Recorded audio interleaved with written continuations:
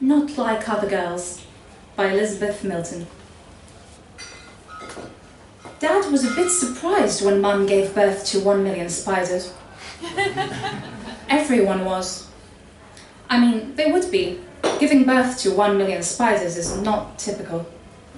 The thing about giving birth to 1 million spiders, the reason spiders give birth to 1 million spiders, is that most of them will die. Sometimes they crawl off to seek their fame and fortune in foreign lands, but mostly they just die. This was exactly what happened with Mum and Dad, which, as you can imagine, for them was a bloody relief. What do you do with 1 million spiders? Granted, on a 1-to-1 ratio, one spider is much lower maintenance than one baby, but 1 million, that's a lot of spiders.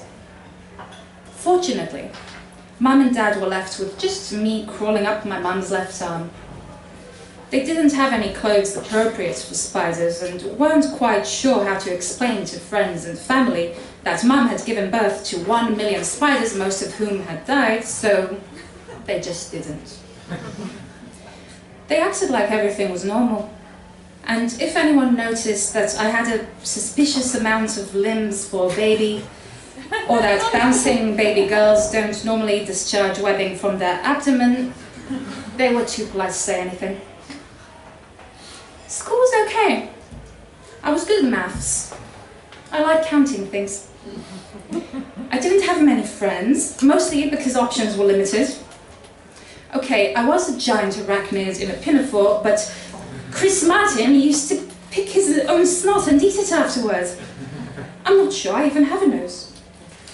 I was aware that other kids' diets didn't solely consist of the liquefied remains of flies, and they didn't spend their spare time creating elaborate webs, only to have them walk through 5 minutes later, but it was okay. Everyone is unique, right? Netball was hard. I have this embarrassing habit of standing completely still when fast objects come towards me. My thinking is that if I stand still, then no one will be able to see me. That is not how balls work, or sight, for that matter. You would think having more limbs would be beneficial, but they're actually quite difficult to coordinate. Imagine a spider trying to juggle. It's tragic, isn't it? Fun fact about me. I don't have muscles or a skeletal frame like you do. I actually move through hydraulics. So if you dropped me from a tall height, I would explode a bit like a water balloon, but please don't do that. It was at college that I felt it. Other girls didn't seem to want to talk to me. I tried to fit in. I wore shorter skirts and put on mascara, which is a lot more time-consuming when you have 8 of the little bastards. I even worked out how to blow-dry all of the hair along my body into a fashionable feathered look. I looked like 80s Madonna, if Madonna was a giant spider. Still, no one wanted to talk to me. No one wanted to talk to me until I met Charlie.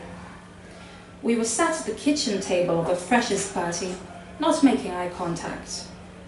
Charlie was short, androgynous looking, and had a voice like a whisper. She was very good at not making eye contact. We sat there for over an hour, not talking or looking at each other. We're getting this really comfortable silence going when she leans in all conspiratorially and whispers, "I'm not like other girls." "You mean you're..." Charlie nods sagely. "Me too," I say. "I thought so. How long have you been?" "All my life," I say. Charlie smiles. "Me too," she says. "I have found my kin, my tribe. I am not the only giant spider pretending to be human." "Which team do you support?" "Sorry, what?" "I support Arsenal. Which team do you support?" sorry, we were talking about not being like other girls. I don't quite... Yeah, I like football. Oh, cool, yeah. Yeah, me too. Definitely not a giant spider posing as a woman. So which team do you support? Team A. I support Team A. Fun fact about me. I don't have veins or arteries like you do. Instead, my organs are just doused in blood flowing freely around my body. This means if you threw me from a tall height when I exploded like a water balloon, it would be a delightful pinky red colour, but again, please don't do that. At the end of the third year, I go on a date. I have gone on dates before this, but not like this one. Not like Alex. Alex has swishy hair and eyes that are too big for his face. His words are sharp and clean, and he also does not like eye contact. Or physical contact, for that matter. But he likes me. You're not like other girls, he says matter-of-factly. Oh shit, he's found me out. With Charlie I was excited. It could have been a bonding experience, but I'm fairly positive most boys would not be pleased to find out their potential new girlfriend is a giant spider posing as a woman. That is news that would not go down well. What gave me away? Was it the 8 legs? The silk webbing that occasionally oozes from my abdomen? The fact that every man I've slept with before has mysteriously disappeared? Oh, I kill them, that's why. I wrap them up in webbing, liquefy their bodies, and suck them up like a tasty man's smoothie.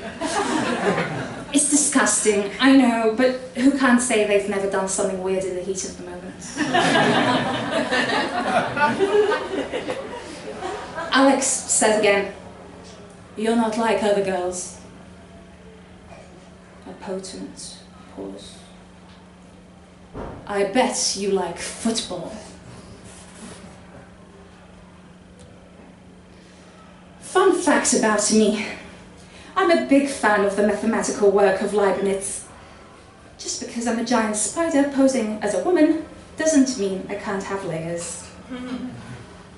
Eventually, I do find other giant spiders posing as people, but most of them work in Hollywood, and I'm training to be an accountant. I like counting things. So we don't really have much in common. Accountancy isn't the most spider-aware workplace, but we're working on it. It's not easy being a giant spider posing as a woman, but it's getting easier. I have friends now. On Thursday, me and Janet from HR played badminton. And the other day, Brenda, our IT person, said my shoes really brought out all 8 of my eyes. I still find dating hard. I think it's something to do with the whole being killed and eaten afterwards that really puts men off. You know what men are like about commitment. I still always listen in extra hard when I hear a woman say she's not like other girls. Because I know, better than any, there's always the smallest chance she really isn't.